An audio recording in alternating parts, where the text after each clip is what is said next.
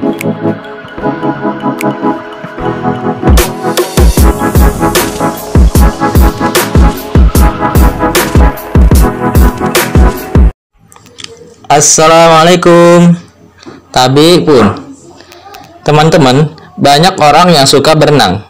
Biasanya, orang yang berenang semakin dalam akan merasakan sesuatu yang besar di sekitar telinganya. Mengapa hal itu bisa terjadi? Mari kita bahas hal itu. Air dan gas adalah golongan fluida. Fluida adalah zat alir, yaitu zat cair dan zat gas. Fluida dibagi menjadi dua, yaitu fluida statis dan fluida dinamis. Fluida statis adalah fluida yang tidak bergerak atau pergerakannya tidak jauh. Contohnya, air dalam gelas, air dalam kolam, air dalam bak mandi, air di danau, dan air di laut. Khusus air di danau dan di laut, ini adalah air yang bukan di permukaannya, tetapi di bagian dalamnya. Fluida dinamis adalah fluida yang bergerak. Contohnya air di sungai dan air di dalam pipa, serta ombak lautan. Video ini akan fokus ke fluida statis. Fluida statis memiliki tekanan hidrostatis dan tekanan mutlak, tekanan gaya apung, tegangan permukaan, kapilaritas, dan viskositas. Tekanan hidrostatis adalah tekanan zat cair yang hanya disebabkan oleh berat zat cair tersebut. Tekanan hidrostatis bergantung pada massa jenis zat cair, percepatan gravitasi, dan kedalaman dari permukaan zat cair, atau biasanya ditentukan dengan rumus pH sama dengan rho GH, dengan pH adalah tekanan hidrostatis, satuannya Newton per meter kuadrat atau Pascal, rho adalah massa jenis fluida, satuannya kilogram per meter kubik, G adalah percepatan gravitasi bumi, satuannya meter per sekon kuadrat, dan H adalah kedalaman dari permukaan zat cair, satuannya meter.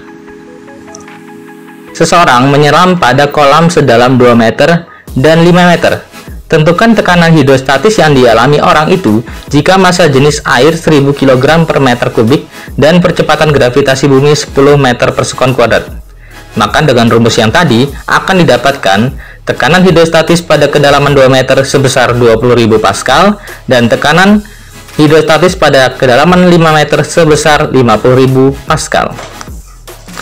Jadi, semakin dalam seseorang menyelam, maka ia akan merasakan tekanan hidrostatis yang semakin besar. Tekanan hidrostatis sangat terasa di bagian telinga, karena telinga adalah salah satu bagian tubuh kita yang lunak. Taman Laut Bunaken memiliki kedalaman 1344 meter. Seorang penyelam biasanya menggunakan pakaian khusus untuk menyelam di kedalaman tersebut. Pakaian ini melindungi orang itu dari tekanan hidrostatis yang besar di laut yang dalam tersebut. Bagaimanakah cara menghitung tekanan hidrostatis dua cairan seperti ini?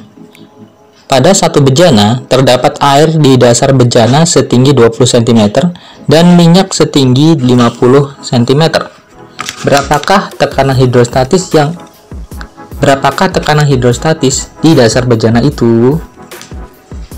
Maka kita gabungkan rumus tadi, sehingga akan didapatkan tekanan hidrostatis di dasar bejana sebesar 6000 Pascal. Bagaimanakah cara menghitung tekanan hidrostatis pada pipa U yang berisi gabungan fluida?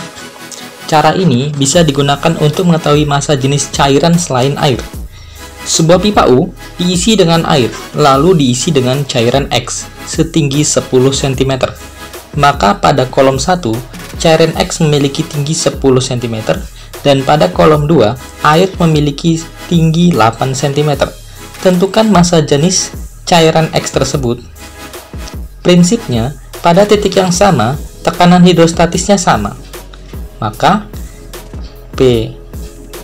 rho X dikali G dikali HX sama dengan rho air dikali G dikali H air, sehingga didapatkan rho X sebesar 800 kg per meter kubik.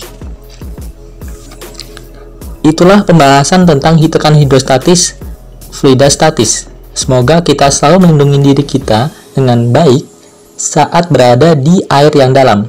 Terima kasih, semoga bermanfaat. Wassalamualaikum warahmatullahi wabarakatuh.